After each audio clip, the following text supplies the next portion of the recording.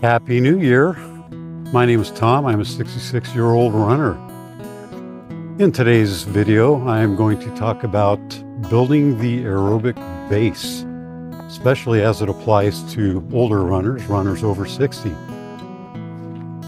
I'll talk about just what this aerobic base is, why it is important, and I'll conclude with how to actually build our aerobic base, especially those of us who are older runners. Please like and subscribe and enjoy the video. Thank you. And off they go.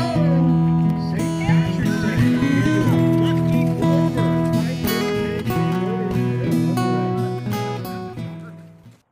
Just what is this aerobic base? Well, can't really talk about building an aerobic base until you first talk about Arthur Lydiard. Arthur Lydiard was the great New Zealand coach who had great success in the 1960 Rome Olympics as well as the 1964 Tokyo Olympics. Lydiard's most famous athlete was Peter Snell, who won the 800 meters in the 1960 Rome Olympics. Then he went on to pull off a double, winning both the 800 meters and the 1500 meters in the 1964 Tokyo Olympics. Another great runner, coached by Arthur Lydiard, was Murray Halberg, who won the gold medal in the 5,000 meters in the 1960 Rome Olympics. Arthur Lydiard is probably most well known for emphasizing long aerobic running to build up the aerobic base. He experimented on himself back in the 1950s, putting in incredibly long distances, over 200 miles, and figured that then he kind of lowered that to 120 miles, figured that was the 120 miles a week, figured that was the sweet spot. He had his athletes training at about 100 miles a week. And they did that during what was known as the base building phase. He called it the marathon phase, though it wasn't to train the athletes to compete in the marathon, though he did have athletes that were marathoners, but he just called the base building phase the marathon phase. It's interesting that even though this was called the aerobic base building phase in Lydiard's method, a lot of people assume that his athletes were just putting in a lot of long, slow distance to build up their aerobic base. That wasn't so. He actually had them running at pretty fast aerobic paces. So he had them train, he called it just under the maximum steady state. He called the training things like 75% effort, 50% effort, 25% effort. Some, like the 75% efforts, were probably just under the maximum steady state. 50% were probably a bit further down, a little bit easier. 25% effort were probably well below the maximum steady state. Basically, Arthur Lydiard had his runners running at fairly high intensities. What was the maximum, or what did he mean by maximum steady state? Looking around on the internet, some speculated that this was equivalent to the lactate threshold. So lactate threshold is, in layman's term, it's that point where you begin to get out of breath. In my attempt to get a little more scientific, it is that point where your body begins to build up more lactic acid than it can clear. What is this aerobic base that we're trying to build? Well, the word aerobic means with oxygen. I like to use the illustration of the pyramid, where at the bottom part of this pyramid is the aerobic base. Somewhere around the middle to maybe 2/3 up would be the lactate threshold. There's other kinds of thresholds as well. There's an aerobic threshold, and above the lactate threshold would be These days it's called VO2 max. Having a solid aerobic base accomplishes a number of things. First of all, the more aerobic miles that you put in, the stronger your heart becomes, the more efficient your lungs work. But I think probably one of the most important things aerobic training does, putting in those long miles, one of the most important things that it does is strengthen mitochondria, and actually it helps create more mitochondria. Mitochondria are those little organelles that live inside of your cells. The mitochondria are those organelles that actually produce energy. They produce ATP, which is energy, it's go power. It's the thing that ultimately is going to make you run a faster 5K. These mitochondria create energy in a number of different ways. As it relates to the base building, when you're doing aerobic running, your slower kind of running, that's well below the lactate threshold, then your body actually burns or metabolizes fats for energy. So these little mitochondria are actually burning fats primarily for energy.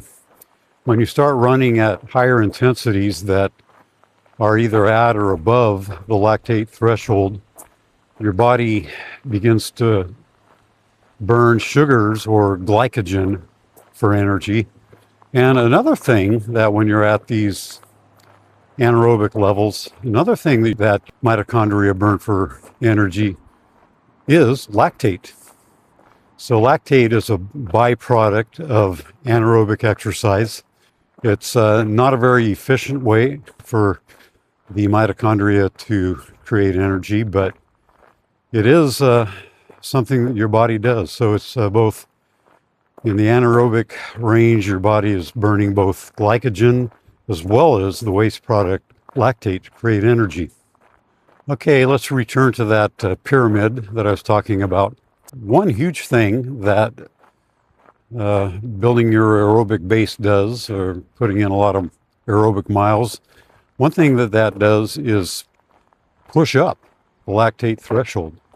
So if the lactate threshold is that point where you begin to get out of breath, well, the better aerobic condition that you are in, the faster paces that you will be able to run before getting out of breath. In other words, that lactate threshold has been pushed to a higher level.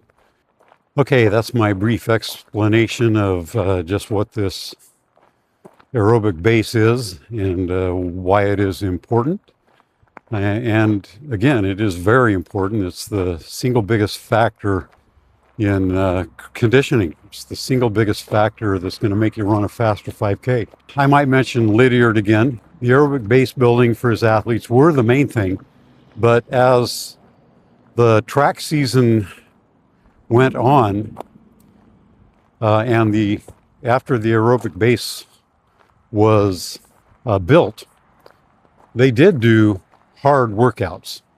Lydiard called them anaerobic workouts. Today, anaerobic is not the term. It's threshold workouts are the big thing now. So, and the threshold workouts that a lot of the world-class athletes do today, world-class distance runners, are, I think, at a lower intensity than what Lydiard had his runners do. So there's been a little bit of tweaking in training methods. I need to briefly summarize what the Lydiard system is. So he believed in something that we call periodization. There were periods of training or phases. With Lydiard, the first phase was the base building phase, which in his book, Running the Lydiard Way, he said, do this as long as possible. So it lasted, at least 4 weeks, hopefully longer. It just kind of depends. Then he would transition from base building to what he called the hill phase. So a lot of hill intervals. He recommended hill bounding. So kind of these odd little jump like ways doing hills. That's not done so much anymore. So that lasted about 4 weeks. Then his athletes transitioned into 4 weeks, a 4-week anaerobic phase where there was a lot of interval work and that kind of thing. Then from the interval or the anaerobic phase, they transitioned to the speed phase where the repetitions on the track would be shorter and faster. And that was the final phase before, major races, championship races, be it the Olympics or whatever. Of course, there would be a tapering phase also where they would rest up a bit for about a week or so before the championship races. Okay, let's get into application. How can runners over 60 apply base building to their own running? First of all, I will say I do not recommend that you follow the Lydiard method, where you had his world-class athletes do running that was just under the maximum steady state. In other words, their base building running was at a fairly fast pace. I'm not sure where that would be in the modern zones that we like to talk about, but I'm sure that some of his athletes at the lower intensities were in that dreaded zone 3. For runners over 60 like myself, the way you build the base kind of depends first on how many days a week you're running. If you're like me and you're only running 3 days a week, 2 of those 3 days of running are basically easy aerobic running. I'm not pushing towards that maximum steady state like Lydiard had his runners do. One reason I don't is because that would hurt my recovery. I wouldn't be able to recover very well if I were really pushing that aerobic pace. And that's similar to what they say about zone 3, how one reason zone 3 gets a bad name is because it is a more intense aerobic pace. And it does tire out the legs and tires out the body, so it's much harder to recover. So for myself, I run 2 days a week at a fairly easy aerobic pace. Then that third day is my hard day of running, which really isn't that hard. That's the day where I tend to push that lactate threshold a little bit. And so I've mentioned this before, that my favorite workout would be a tempo workout. And for me, tempo workouts are typically 2-milers or 3-milers, 2-mile runs or 3-mile runs. Depends on my conditioning. When my condition is not that great, I'll start by doing a 1-mile tempo. And what pace is this tempo? For me, tempo run is either at or slightly below the lactate threshold. So it's a pace where I could run for several miles without getting out of breath. At least that's the goal. I don't always accomplish that. Sometimes I'll run those a little too fast. Another way to look at the lactate threshold pace or a tempo pace, it should be a pace that if you're racing for 1 hour, running the hardest 1-hour run that you could, then that would be the pace that you could run at lactate threshold. There's another threshold called the aerobic threshold. Seems like I've read where that is a pace that you could hold for a marathon. So as a runner who only runs 3 days a week, that's what I do. 2 easy runs and 1 hard day.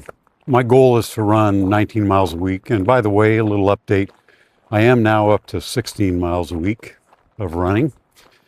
And basically doing just what I've outlined, 2 easy runs, 1 hard run. The hard day is like if it's a 2-mile tempo run, then there's also an extra 4 miles, since it's 6 miles total, and those 4 miles are going to be at an easy aerobic pace. So there's a lot of aerobic training going on my hard days. as well. Okay, part of building my aerobic base involves some cross training. So I just call this supplemental aerobic training. My cross training of choice would be indoor cycling. So when I can, 1 or 2 days a week, I try to put in a half hour of indoor cycling at the gym. And this happens on the in-between days, the alternate days between runs. For those of you that are over the age of 60 and are highly resistant to injury, perhaps you're running 5 or more days per week, which is just fine. I mean, if you're an injury-free runner and don't struggle with that, then why not run more? For those of you who are able to put in a lot of miles, a lot of days, I still recommend just one hard day a week. Maybe one of your runs, if you're running, like 5 days a week, maybe have one day that is just under threshold or the maximum steady state, as Lydiard said, and then perhaps another one of your running days you could do at under the aerobic threshold at a less intense effort.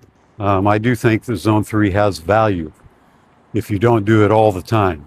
For those of you that are putting in a lot of miles, then perhaps, and I'm talking about the aerobic phase, I do agree with Lydiard that if you want to build a great aerobic base, then it shouldn't be all slow zone 2 running. You should push yourself a little bit a couple of days a week for those of you who are running over 5 days a week. There's other important things that you should be doing during the base building phase. First of all, you should be doing strength work. Make sure you're working out, strengthening your muscles, especially your core muscles, as well as leg muscles. Do this at home or at the gym. That's very important. I try to work out twice a week at the gym to get the strengthening. I also recommend, and I've recommended before, hill sprints, as Brad Hudson says in his book. He's known as the hill sprint coach. And I believe he has his athletes doing hill sprints year-round. So I would recommend that you do them even during the base building phase. Now, hill sprints are neuromuscular, as Brad Hudson says. They are neither aerobic or anaerobic because they are of such short duration. Hudson recommends to do hill sprint repetitions, between 8 seconds and 12 seconds per rep, with very slow, easy recoveries as you walk back down the hill. If you have not done hill sprint repetitions before, then you got to start easy. Start by only doing one 8-second hard run up a hill and leave it at that for the day. And then over the course of several weeks, build it up to 2 for a session, then 3 for a session, and maybe increase the time to 8 seconds and 12 seconds per repetition. As with anything, too much too soon is a sure recipe for injury. Another thing that coaches recommend year-round, even during the aerobic base building phase, are strides. For me, strides last about 15 seconds per repetition. I do 4 strides with plenty of slow jogging or walking in between each stride to rest up. And again, they're not really aerobic or anaerobic because they are of such short duration. They would be considered perhaps a neuromuscular thing. They just get your muscles accustomed to going fast, basically, without producing fatigue. So strides are a good idea, especially for older runners. We tend to be slower and we don't have a lot of leg extension. So I think incorporating strides in your base building phase will be a good thing, and it simply will make you faster as a runner. So I highly recommend doing strides. And again, If you haven't done strides, then do it gradually over the course of several weeks. The first workout should only be a single stride, and then a couple days later do 2 strides, a few days later 3 strides, until you work up to 4 and perhaps more.